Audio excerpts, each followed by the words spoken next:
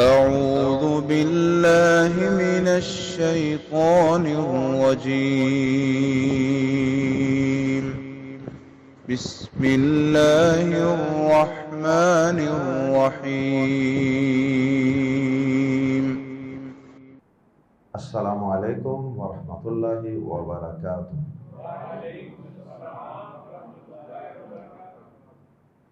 سورۃ الحج آیت نمبر 34 سے 37۔ ان الحمد للہ والصلاۃ والسلام علی رسول اللہ اما بعد۔ اعوذ باللہ السمیع العلیم من الشیطان الرجیم من ہمزہ ونفخہ ونفثہ۔ وَلِكُلِّ أُمَّةٍ جَعَلْنَا مَنسَكًا لِيَذْكُرُوا اسْمَ اللَّهِ عَلَى مَا رَزَقَهُم مِّن بَهِيمَةِ الْأَنْعَامِ فَإِلَٰهُكُمْ إِلَٰهٌ وَاحِدٌ فَلَهُ أَسْلِمُوا وَبَشِّرِ الْمُخْبِتِينَ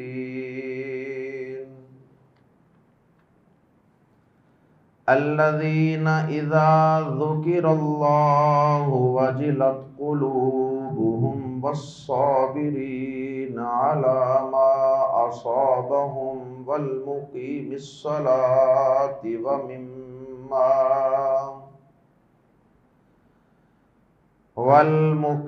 الصلاة ومما رزقناهم ينفقون۔ والبدن جعلناها لكم من شعائر الله لكم فيها خير فاذكروا اسم الله عليها صواف فإذا وجبت جنوبها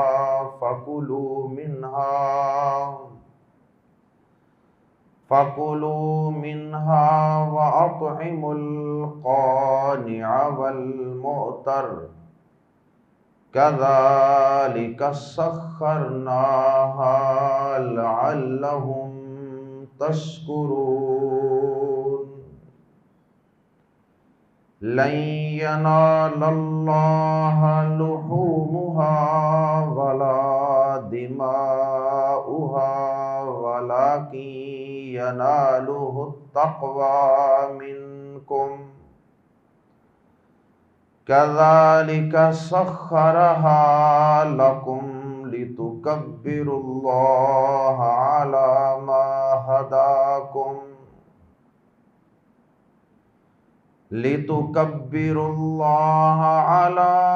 ما هداكم وبشر المحسنین۔ آیات زیر تفسیر میں اللہ رب العزت نے قربانی کے حوالے سے کچھ احکام و مسائل کا تذکرہ فرمایا، اور بطور خاص وہ قربانی جو حاجی لوگ حج کے موقع پر ساتھ لے جاتے اور وہاں جا کر اسے اللہ کی راہ میں قربان کرتے۔ سب سے پہلے تو اللہ رب العزت نے قربانی کے حوالے سے اس بات کا تذکرہ فرمایا ہے کہ یہ قربانی ایسی عظیم عبادت ہے کہ جسے ہم نے اے ایمان والو، اے مسلمانوں، ہم نے صرف تم پر فرض اور واجب قرار نہیں دیا، بلکہ یہ عبادت ہمیں اتنی پسند اور محبوب ہے کہ جب سے اس زمین پر ہم نے انسانوں کو اپنی شریعت کا تابع کیا ہے، اس وقت سے لے کر ہر قوم کو، ہر ملت کو اور ہر امت کو ہم نے اس قربانی کا پابند بنایا۔ قربانی کی عبادت ہم نے ان پر واجب اور لازم قرار دی۔ قربانی ٹو سیکریفائس، قربان کر دینا اپنی پسندیدہ اور محبوب ترین چیز کو اللہ کی رضا کے لیے، اللہ کا قرب پانے کے لیے۔ یہ اتنی عظیم عبادت ہے کہ اللہ رب العزت نے اسے ہر امت پر فرض اور واجب قرار دیا۔ یہ رستہ اللہ پاک نے ہر امت کو دکھایا، اور پھر اللہ رب العزت نے اس قربانی کا تذکرہ کرنے کے بعد اور اسے ہر امت پر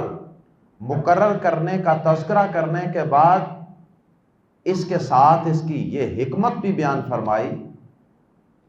کہ ہم نے یہ قربانی کا تصور ہر امت میں اس لیے رکھا، ہر دور میں اس سے جاری اس لیے رکھا تاکہ لوگ ان جانوروں پر جو اللہ کی بہت بڑی قدرت کی نشانی بھی ہیں اور وہ تم پر اللہ کا بہت بڑا انعام بھی ہیں، تم ان جانوروں پر ان کو ذبح کرتے وقت، ان پر سوار ہوتے وقت اللہ کی کبریائی اور اس کی بڑائی بیان کرو۔ اور اللہ پاک کو اپنی بڑائی اور اپنی تعریف بھی بڑی پسند ہے، کیونکہ وہ ہے ہی تعریفوں اور کبریائی کے لائق۔ تو اللہ پاک یہ بھی چاہتے ہیں کہ قربانی کرنے کے لیے لوگ جب جانور کو لٹائیں، اس کے گلے پر چھری چلائیں، تو اس وقت وہ اللہ کی کبریائی بیان کریں، نہ کہ مشرکوں کی طرح غیر اللہ کا نام لیں، اللہ کے علاوہ اور آستانوں پر، بتوں پر ان جانوروں کو ذبح نہ کریں، بلکہ فقط ایک اللہ کی رضا،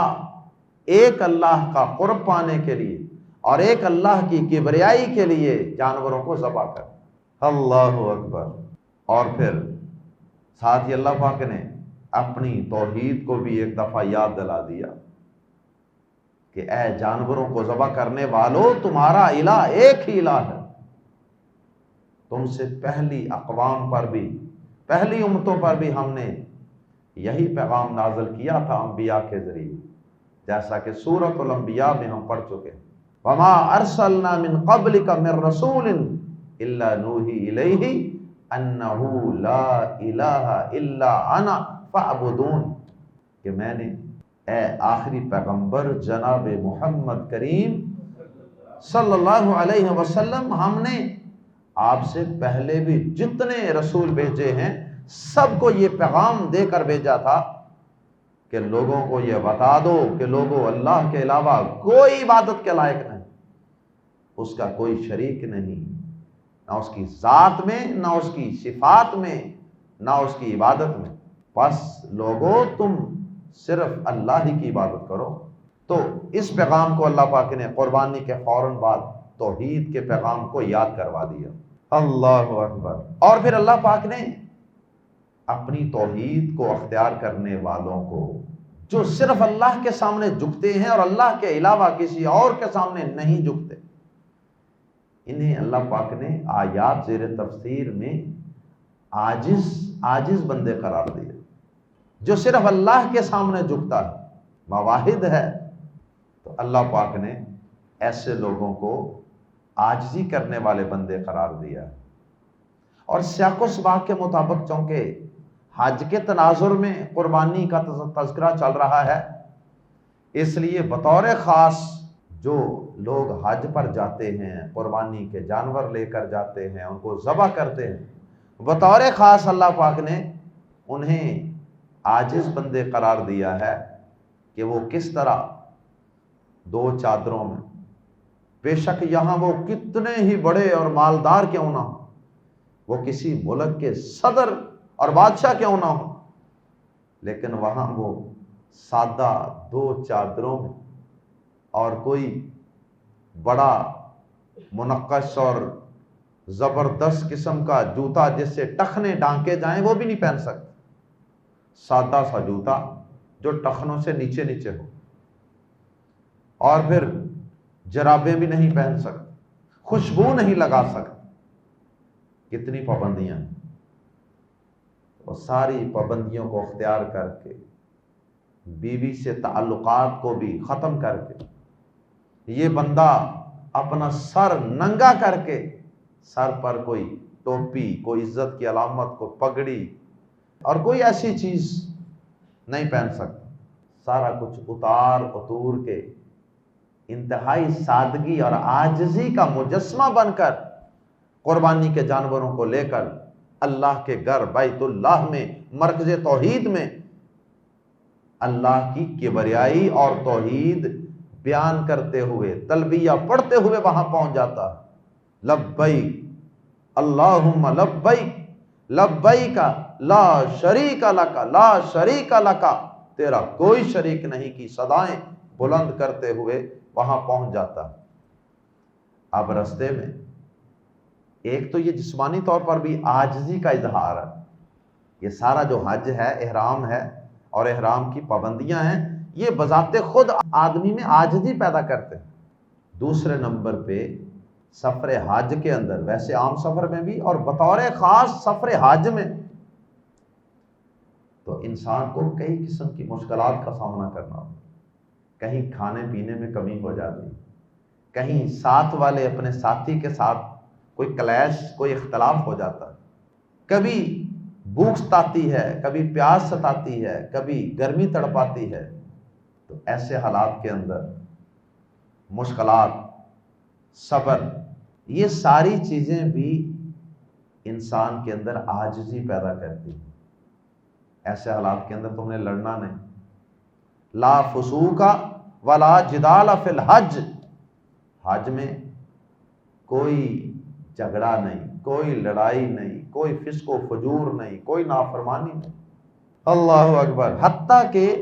احرام کی حالت میں کوئی آپ سے لڑنا چاہے بھی تو آپ نے نہیں لڑنا، کوئی آپ سے زیادتی کرنا چاہے بھی تو آپ نے زیادتی نہیں کرنا۔ تو اس سفر حج سے اگر انسان اس کو شریعت کے احکامات کے مطابق اس سفر کو اختیار کرے اور اس حج کے فریضے کو ادا کرے تو انسان میں کتنی عاجزی پیدا ہوتی ہے، اس کا تکبر، بڑائی ہو جاتا رہتا۔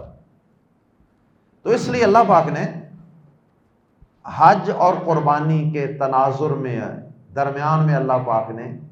عاجزی کرنے والوں کا تذکرہ فرمایا اور عاجزی کرنے والوں کے کچھ اوصاف بیان کیے، ان کے دل کی حالت اور کیفیت کا تذکرہ، کہ ان کے دل اللہ کا جب تذکرہ ہوتا ہے نا، ڈر جاتے ہیں، ڈر اور خوف سے بھر جاتے ہیں، کانپ اٹھتے ہیں دل، جب مطاف کے اندر اللہ کے گھر بیت اللہ کے گرد، درمیان میں بیت اللہ ہے اور ارد گرد وہ دو چادروں کے اندر چکر لگا رہا ہوتا ہے، یا عورت اپنی پابندیوں کے اندر سادہ لباس پہن کر چکر لگا رہی ہوتی ہے، اور پھر وہیں پر اچانک اذان ہو جاتی ہے، صفیں بن جاتی ہیں، اور پھر طواف کعبہ بھی رک جاتا ہے، جو 24 گھنٹے نہیں رکتا نماز کے لیے، اور پھر امام کعبہ تشریف لاتے ہیں، اقامت ہوتی ہے بڑی پرسوز آواز میں، اور پھر ہر چیز رک جاتی ہے، اور پھر جب وہ قرآن پڑھتے ہیں، اللہ اکبر، کیا منظر ہوتا ہے، اور مطاف کے اندر کعبہ سامنے ہو اور پھر قرآن مجید کی آیات امام کعبہ تلاوت کریں پرسوس آواز میں، اور پھر انسان کو اگر ساتھ کچھ آیات کی سمجھ بھی آ رہی ہو، اس نے کوئی ترجمہ، کوئی تفہیم، کوئی تفسیر پڑھی ہو، پھر تو سونے پہ سوگا ہو جاتا۔ تو پھر دیکھیں ذرا کس طرح انسان کا دل دہل جاتا ہے، اللہ کے احکامات، آیات سن کے ہچکیاں جاری ہو جاتی ہیں۔ اللہ اکبر۔ تو اللہ پاک نے ان عاجزی کرنے والوں کے بطور خاص حج میں، ویسے حج کے علاوہ بھی، اور بطور خاص سفر حج میں ان عاجزی کرنے والوں کے پھر کچھ اوصاف کا تذکرہ فرمایا ہے کہ ان کے دل، جب اللہ کا ذکر کیا جاتا ہے تو اللہ تعالیٰ کی شان و شوکت سے ان کے دل کانپ اٹھتے ہیں، ڈر جاتے ہیں، اور پھر جو ان کو مصیبت پہنچتی ہے اس سفر میں، اس کے اندر یہ صبر کر، صبر صبر صبر، بس ہر چیز میں صبر۔ اور وہاں کتنے ہی لوگ ہوتے ہیں بد نصیب جو حج کے تقاضوں کو پورا نہیں کرتے، اور وہاں ان لوگوں کے ساتھ ہی وہ اللہ کے گھر حرم کے اندر اور اس کے دروازوں اور اس کے صحن کے اندر ان لوگوں کے ساتھ لڑ رہے ہوتے ہیں جو انہی کی خدمت کے لیے مامور ہوتے ہیں۔ انہوں نے کچھ اصول و ضوابط، قانون بنائے ہوئے ہیں اور یہ انہی کے ساتھ لڑ رہے ہوتے ہیں۔ تو اللہ پاک نے یہاں پہ ان کا وصف یہ بھی بیان کیا کہ وہ جو ان کو مصیبت پہنچتی ہے نا اس پر صبر کرتے ہیں، صبر صبر۔ اور پھر ایسے حالات کے اندر، سفر کے اندر، مشقت کے اندر، تھکاوٹوں کے اندر نماز قائم کرنا بھی ایک مشکل کام ہوتا ہے۔ کبھی آدمی کھانا کھانے گیا ہوتا ہے، کبھی بازار میں گیا ہوتا ہے، کبھی ہوٹل میں گیا ہوتا ہے۔ تو ایسے حالات کے اندر فرمایا کہ ان ساری مصروفیات اور تھکاوٹوں کے باوجود بھی نماز، کوشش کر کے، بھاگ دوڑ کر کے ہر وقت نماز کی طرف دھیان رہتا ہے، نماز قائم کرنے میں۔ اور پھر اس سفر حج کے اندر بہت بڑی ایک عبادت مال خرچ کرنا، جگہ جگہ مال بھی خرچ کرنا پڑتا ہے، جانے سے پہلے بھی اور وہاں جا کر مال خرچ کرتے وقت انہیں تکلیف نہیں ہوتی، وہ اس کو عبادت کے، اس عبادت کا حصہ سمجھتے ہیں اور جو ہم نے انہیں دیا اس میں سے خرچ کرتے ہیں۔ اس کے بعد پھر اللہ پاک نے دوبارہ تذکرہ فرمایا درمیان میں عاجزی کرنے والوں کا، بطور خاص حج میں عاجزی اختیار کرنے والوں کا اور ان کے اوصاف کا تذکرہ کیا، اور آخر میں اللہ پاک نے پھر دوبارہ قربانی کے جانوروں کا، اور اسپیشلی جو بڑے جانور ہیں نا، بڑے جسم والے، بڑے بدن والے، البدنا، اونٹ بطور خاص اور گائے، ان کا اللہ پاک نے تذکرہ فرمایا کہ یہ بھی شعائر اللہ میں سے ہیں، اللہ کی نشانیوں میں سے ہیں۔ اور یہ بات ہم پہلے بھی پڑھ چکے ہیں گزشتہ لیکچر میں بھی۔ تو اللہ پاک نے پھر ان بڑے جانوروں کو ذبح کرنے کا طریقہ بھی بتایا کہ ان کو بٹھا کر ذبح نہیں کرنا بلکہ ان کو کھڑا کر کے نہر کرنا، جیسا کہ حدیث میں بھی وضاحت ہے۔ اگلی بائیں ٹانگ جو ہے اس کو باندھ لینا ہے اور 3 ٹانگوں پر اونٹ کو یا اس کو اونٹ کو کھڑا کر لینا ہے، اور پھر اس کو نہر کرنا، کسی نیزے کے ساتھ، برچھی کے ساتھ اس کا خون بہانا ہے۔ جب اس کا خون اچھی طرح بہہ جائے گا، کیونکہ کھڑا ہوگا تو خون زیادہ آسانی سے بہہ جائے گا، وہ تھوڑا بہت ہلے ہلے گا بھی۔ اس کے بعد جب خون بہہ جائے گا پھر وہ جانور خود ہی نیچے اپنے پہلو پر لیٹ جاتا ہے، اچھی طرح لیٹ جائے تو پھر اس کے بعد جب اس کا نیچے لیٹ جائے پھر گلے پہ چھری بھی چلا دیں، اور پھر جب وہ ٹھنڈا ہو جائے، جان اچھی طرح نکل جائے، تو پھر اس جانور کی کھال اتار کے آپ اس کا گوشت کھا سکتے ہیں، اس سے پہلے نہیں۔ تو اللہ پاک نے اونٹ نہر کرنے کا تذکرہ فرمایا، پھر قربانی کے گوشت کا تذکرہ فرمایا، امیر غریب سب کھائیں، جو مانگتے ہیں ان کو بھی کھلائیں، جو نہیں مانگتے ان کو بھی کھلائیں۔ اور آخر میں اللہ پاک نے آخری آیت مبارکہ میں قربانی کا فلسفہ، کہ اس قربانی کا اصل مقصد کیا ہے، اس کو بیان کیا، اور وہ ہے دلوں کا تقوی۔ یہ نہیں ہے دل میں تقوی کوئی نہیں، دل میں پرہیزگاری کوئی نہیں، اللہ کے لیے کچھ قربان کرنے کا اس کے اندر جذبہ ہی کوئی نہیں، اور بس جانور مہنگے مہنگے لے کے نمود و نمائش کے لیے، دکھلاوے کے لیے ذبح کری جا رہا، کچھ حاصل نہیں ہوگا۔ تو اللہ پاک نے وہاں پہ یہ بات سمجھائی ہے آخری آیت مبارکہ میں کہ قربانیوں کے خون بہا دینے سے کچھ حاصل نہیں ہوگا، قربانیوں کے گوشت کھانے اور کھلانے سے کچھ نہیں بنے گا، کیونکہ یہ گوشت تم نے کھا لینا ہے اور خون زمین پر بہہ جانا، یہ اللہ کو دونوں چیزیں نہیں پہنچیں، نہ ان کا خون نہ گوشت اللہ کو اگر پہنچنا ہے تو وہ ان جانوروں کو ذبح کرتے وقت جو تمہارے دلوں کی کیفیت ہے نا، تقوی اور پرہیزگاری اور اللہ کے سامنے جھکنے کا جذبہ، وہ اللہ کو مطلوب ہے اور وہ اللہ کو پہنچتا ہے۔ آئیے قرآن مجید کے الفاظ میں پڑھتے ہیں، والی کلن، اور ہر ایک کے لیے، امتن امت، والی کلی، واو اور لام زیر لی کے لیے، فار، کلی امتن ہر امت، والی کلی امتن اور ہر امت کے لیے، جعلنا ہم نے مقرر کی ہے، منسکن ایک قربانی، منسکن کی تنوین کی وجہ سے، دو زبروں کی وجہ سے ہم ترجمہ کر رہے ہیں ایک قربانی، لی تاکہ، یذکروا وہ ذکر کریں۔ یہاں پر ضمناً یہ بات بھی بتاتا چلوں کہ بہت سے منکرین حدیث جو ہیں وہ اس بات کا انکار کرتے ہیں کہ قربانی حج کے علاوہ بھی ہے۔ وہ کہتے ہیں یہ قربانی کا تعلق صرف حج کے ساتھ، اس کے علاوہ یہ جو گھروں میں قربانیاں کرتے ہیں نا، اس کے خلاف وہ بڑا پروپیگنڈا کرتے ہیں۔ اور آپ نے دیکھا ہوگا قربانی کے دنوں میں لوگ سوشل میڈیا پہ جناب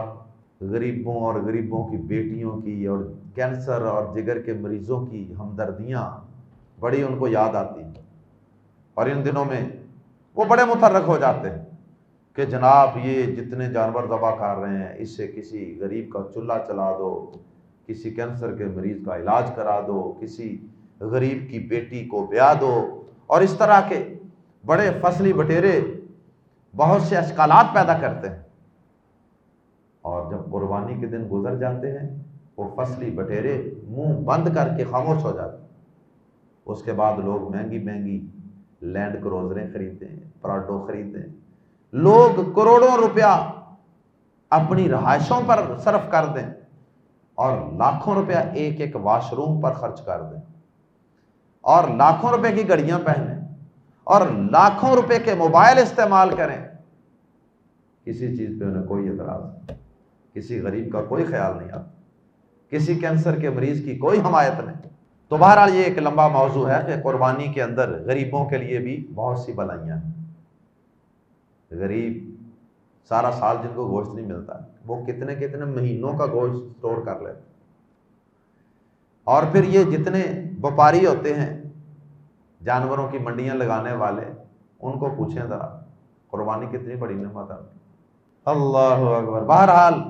اس سے اربوں کا کاروبار ملتا ہے لوگوں کو، پیسہ جو ہے وہ سرکولیٹ ہوتا ہے سوسائٹی میں۔ تو بہت سے فوائد ہیں قربانی میں۔ تو قربانی صرف حج میں ہی فرض نہیں ہے، حج کے علاوہ بھی اس کے احکامات ہیں۔ حج کے سفر میں مکہ مکرمہ میں جا کر جو جانور ذبح کیے جاتے ہیں ان کو کہتے ہیں حج، ہدیون، اور جو گھروں میں جانور ذبح کیے جاتے ہیں ان کو احادیث کے اندر کہا جاتا ہے اضحیہ۔ اضحیہ گھروں میں ذبح کیے جانے والے قربانی کے جانور، اور اسی سے اس عید کا نام ہے عید الاضحیٰ۔ اضحیٰ قربانی، یہ دو قسم کی قربانی ہے۔ پیارے نبی صلی اللہ علیہ وسلم ہر سال حج پہ تو نہیں گئے نا، ایک دفعہ ہی گئے حج پہ، لیکن آپ مدینہ منورہ میں 10 سال رہے۔ صحابہ بیان کرتے ہیں کہ پیارے نبی صلی اللہ علیہ وسلم 10 کے 10 سال 2 مینڈے، 2 جانور ذبح کرتے تھے ہر سال۔ اور بھی بہت سی احادیث ہیں، احادیث کے اندر پورے قربانی کے احکامات ہیں کہ جو عید کی نماز سے پہلے قربانی کر لے اس کی قربانی کوئی نہیں، وہ عام گوشت ہے۔ وہ عید کی نماز پڑھ کے دوبارہ جانور ذبح کرے اگر اس کے پاس استطاعت ہے تو۔ اب حاجی عید کی نماز پڑھتے ہیں؟ حاجی تو عید کی نماز پڑھتے ہی نہیں ہیں۔ تو یہ احکامات کن کے لیے ہیں پھر؟ جو عید کی نماز پڑھتے ہیں اور جو اپنے گھروں میں۔ تو بہرحال ایک قربانی حج کے سفر میں ہے اور ایک گھروں کے اندر۔ وَلِكُلِّ أُمَّةٍ جَعَلْنَا مَنْسَكًا، اور ہم نے ہر امت کے لیے ایک قربانی مقرر کی، اور اسی قربانی کا ذکر ہے سورۃ الکوثر میں۔ بسم اللہ الرحمن الرحیم، اِنَّا أَعْطَيْنَاكَ الْكَوْثَرَ فَصَلِّ لِرَبِّكَ وَانْحَرْ۔ نماز پڑھیے اپنے رب کے لیے اور قربانی کیجیے، اس میں حج کا تو کوئی ذکر نہیں، نماز اور قربانی کا عام ہوگا۔ اور یہ ہر امت کے لیے قربانی کا ایک تصور اللہ نے رکھا تھا، اس کے احکامات میں تھوڑا بہت فرق ہو سکتا ہے، لیکن قربانی بہرحال ہر امت میں کسی نہ کسی انداز سے رہی ہے، حتیٰ کہ تورات کے اندر بھی، انجیل کے اندر بھی تذکرہ، حتیٰ کہ آپ حیران ہوں گے ہندوؤں کی کتابوں میں بھی قربانی کے تذکرے، وَلِكُلِّ أُمَّةٍ جَعَلْنَا مَنْسَكًا، اور ہم نے ہر امت کے لیے ایک قربانی مقرر کی ہے، لی تاکہ یذکروا، وہ ذکر کریں، اسم اللہ، اللہ کا نام، علی پر، ما جو رزقا دیے ہیں، ہم انہیں، علی پر، کن جانوروں پر، ما رزقہم، جو اس نے دیے ہیں انہیں، من میں سے، کس میں سے، بہیمۃ الانعام، پالتو چوپائے، بہیمۃ الانعام، پالتو چوپائے، اللہ اکبر، گریزنگ، جو چرتے ہیں نا، گریزنگ لائیو سٹاک، بہیمۃ الانعام، تو ملا کے پڑھیں گے، من کو جب آگے با آ جائے تو نون ساکن کے بعد، من کے بعد با ہے نا آگے بہیمہ، تو اس لیے پھر ایسی صورت میں یہ نون جو ہے نا من کا، یہ میم کی آواز میں بدل جاتا ہے، ایسے چھوٹی سی میم لکھی ہے، من بہیمۃ الانعام، تاکہ وہ ان پالتو چوپاؤں پر اللہ کا نام ذکر کریں جو اس نے انہیں دیے ہیں۔ یہی وجہ کہ نبی پاک صلی اللہ علیہ وسلم جب ذبح کرتے تھے تو کیا پڑھتے تھے؟ بسم اللہ اللہ اکبر، یہ پڑھ کے چھری چلاتے تھے، یہ اللہ کا نام ہے، اور اس میں یہ بھی اشارہ ہے کہ جانور غیر اللہ کے لیے ذبح نہیں کرنا، اللہ کا نام، اللہ کے لیے ذبح کرنا، اور وہ جانور، ان کا گوشت کھانا حرام ہے جو غیر اللہ کے لیے ذبح کیے جائیں یا جو غیر اللہ کے نام پر مشہور ہو جائیں کہ یہ فلاں کی گائے ہے، یہ فلاں کا بکرا، تو اس سے سبق یہ ہے، الہکم، تمہارا معبود، الہ واحد، ایک ہی معبود ہے۔ قربانی کا بھی سبق یہی ہے، اس پر جب اللہ کا ہی نام لینا ہے اور کسی کا نہیں لینا، حرام ہو جائے، تو یہ سبق ہوا نا پھر، فَإِلَٰهُكُمْ إِلَٰهٌ وَاحِدٌ، پس سبق یہ ہے کہ تمہارا معبود ایک ہی معبود ہے، فَلَهُ، تو اسی کے لیے، اسلموا، تم مطیع ہو جاؤ، جھک جاؤ، فرما بردار ہو جاؤ، مسلمان ہو جاؤ، تو تم اسی کے فرما بردار ہو جاؤ، اسی کے آگے جھک جاؤ، اللہ اکبر۔ وَبَشِّرِ الْمُخْبِتِينَ، اور خوشخبری دے دیجیے، المخبتین، عاجزی کرنے والوں کو، مخبت، خبتن، نیچے والی گہری جگہ کو کہتے ہیں، نچلی جگہ، تو مخبت کون ہوا پھر؟ اسم الفاعل، میم پیش منہ کی وجہ سے نیچے والی جگہ پر چلنے والا، نیچے والی جگہ پر چلنے والا، اونچی بلندی والی نہیں، تو مراد ہے عاجزی کرنے والا، پست رہنے والا، کچھ نہ سمجھنے والا، حقیر سمجھنے والا اپنے آپ، بطور خاص حاجی، الذین، وہ لوگ، اذا، آگے ان کے اوصاف ہیں، ان حاجیوں کے یا غیر حاجیوں کے جو عاجزی کرنے والے ہیں، الذین، وہ لوگ، اذا ذکر اللہ، جب ذکر کیا جاتا ہے اللہ کا، فعل ماضی مجہول ہے، ذکر اللہ، ذکر کیا جاتا ہے اللہ کا، وجلت، تو ڈر جاتے ہیں، قلوبہم، لرز جاتے ہیں، دہل جاتے ہیں، ڈر جاتے ہیں، قلوبہم، ان کے دل، وجلہ، یوجل کا معنی ہوتا ہے شدید خوف، قلوبہم، ان کے دل، والصابرین، دوسرا وصف، اور وہ صبر کرنے والے ہیں، علی پر، ما، جو اصابہ، پہنچتی ہے، ہم انہیں، یعنی مراد ہے جو مصیبت انہیں آتی ہے، اور ان پر جو مصیبت آئے اس پر صبر کرنے والے ہیں، دوسرا وصف، والمقیم الصلاۃ، اور یہ اصل میں تھا مقیمون، نون آخر سے گر گیا، والمقیم الصلاۃ، اور تیسرا وصف یہ ہے کہ وہ نماز قائم کرنے والے ہیں۔ اللہ اکبر، اسٹیبلشر آف پریئر، نماز قائم کرنے والے، یعنی پورا خیال رکھتے ہیں نماز، کبھی کوتاہی نہیں۔ وَمِمَّا، اور چوتھا وصف وَمِمَّا، اور اس میں سے جو رزقنا، ہم نے دے رکھا ہے، ہم انہیں ينفقون، وہ خرچ کرتے ہیں، جو کچھ ہم نے انہیں دیا ہے اس میں سے وہ خرچ کرتے ہیں، ساتھیوں پر خرچ کرتے ہیں، والدین ساتھ گئے ہیں ان پر بھی خرچ کرتے ہیں، اپنے آپ پر بھی خرچ کرتے ہیں، مسافروں پر بھی خرچ کرتے ہیں۔ والبدن، اور قربانی کے جانور، اور بطور خاص ترجمہ کر سکتے ہیں قربانی کے بڑے جانور۔ ہدی، ہر اس جانور کو کہتے ہیں، ہر اس جانور کو ہدیون کہتے ہیں جو مکہ میں لے جایا جاتا ہے، چاہے وہ چھوٹا جانور ہے چاہے بڑا، لیکن البدنا بطور خاص بڑے جانوروں کو کہتے ہیں، کیونکہ بڑے جانور جو ہوتے ہیں وہ اللہ تعالیٰ کی شان و شوکت اور اس کی عظمت اور قدرت کو زیادہ نمایاں اور واضح طور پر ظاہر کر رہے ہوتے ہیں۔ والبدنا، اور قربانی کے بڑے جانور، بدنا بڑے بدن والا، یاد رکھیں بدنا بڑے بدن والا، اور اس سے بطور خاص اونٹ مراد ہے، اگرچہ ضمناً اس میں گائے بھی بعض احادیث کی روشنی میں گائے بھی شامل ہے۔ والبدنا، اور قربانی کے بڑے جانور، یا بعض نے ترجمہ اونٹ بھی کیا ہے۔ جعلنا، ہم نے بنایا ہے، ہاں انہیں، لکم تمہارے لیے، یہ بدنا جو ہے یہ جمع ہے، بادانتن، جعلناہا لکم، ہم نے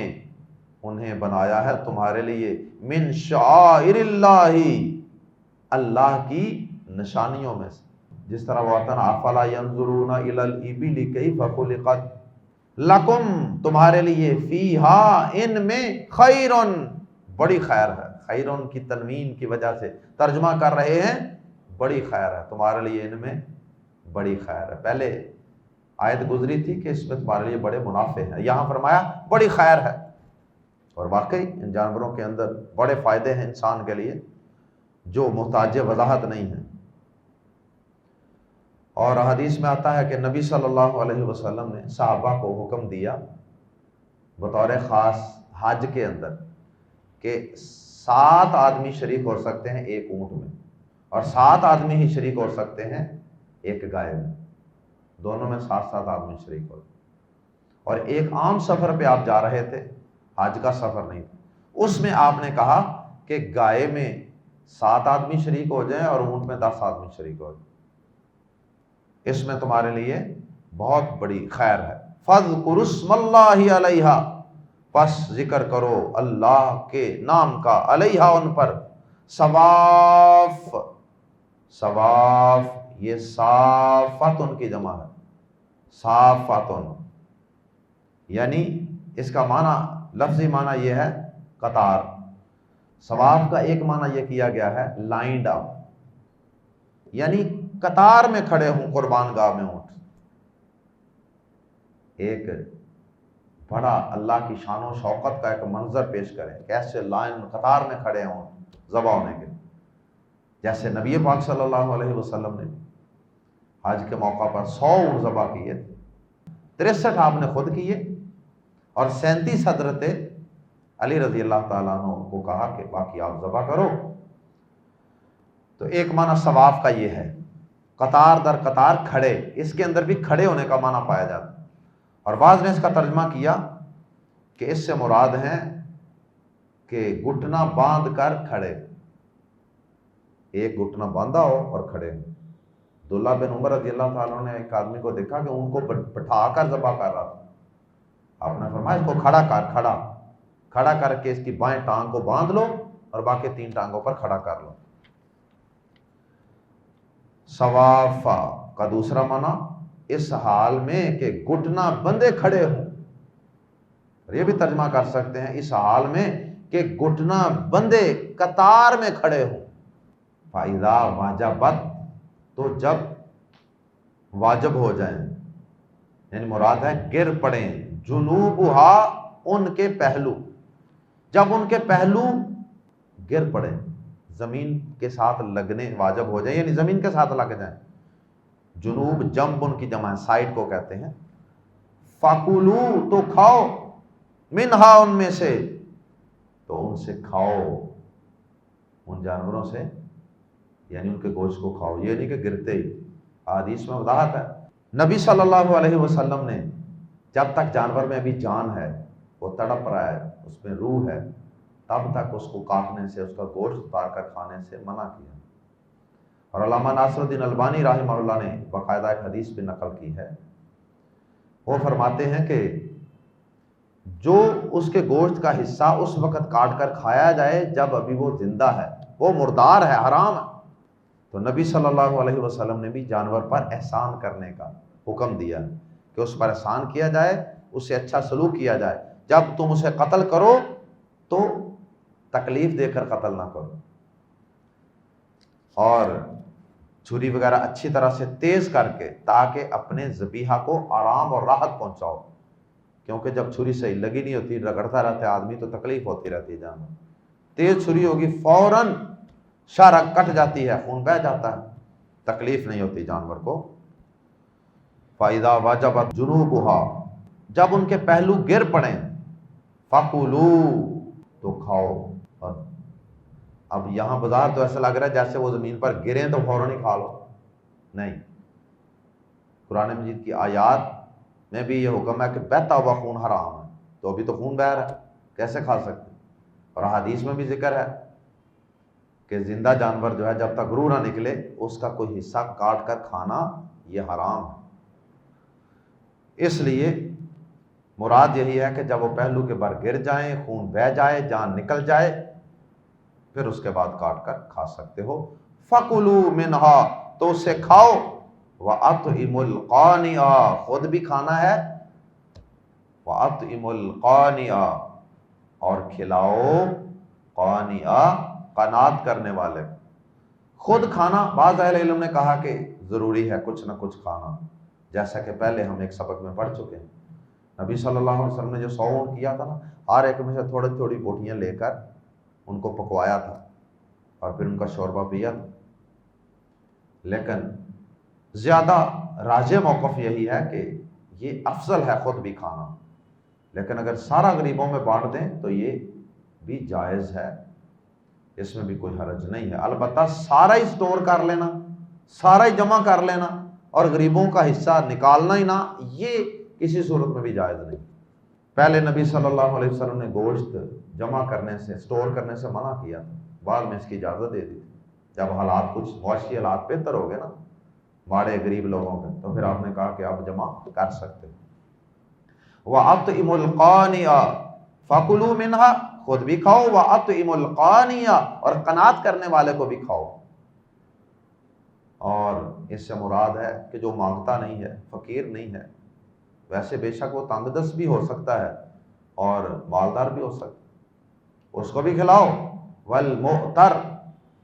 اور مانگنے والے کو بھی،